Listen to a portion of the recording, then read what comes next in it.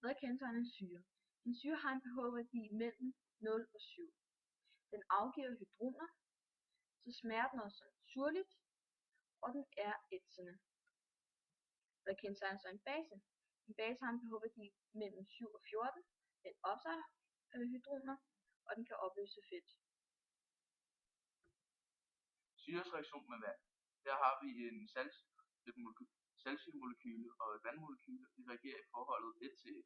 Her kan man så se, at H2O optager hydrogen fra saltsyre, og der står tilbage med et klor-ion. Basisreaktion med vand. Der har vi et natriumhydroxid og et vandmolekyle.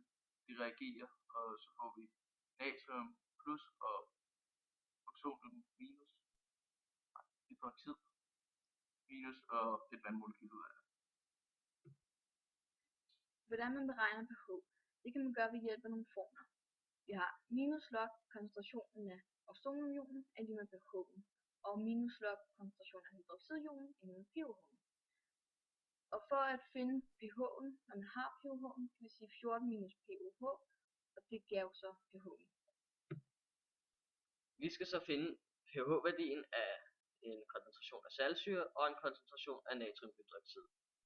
Vi har en koncentration på 0,143 mol per liter saltsyre, og den kan vi så bruge formlen fra før og sige minus log 0,143, og så får vi så 0,84 pH.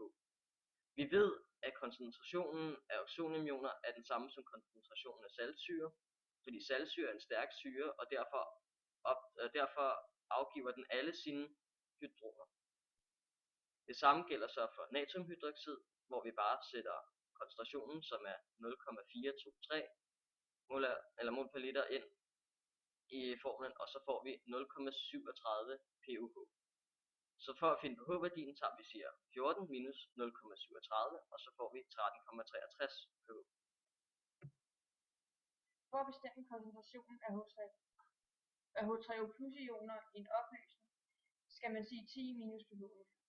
Vi har så skulle bestemme koncentrationen af H3O plus ioner i to væsker med henholdsvis 3,3 A og 11,3 som pH-værdi.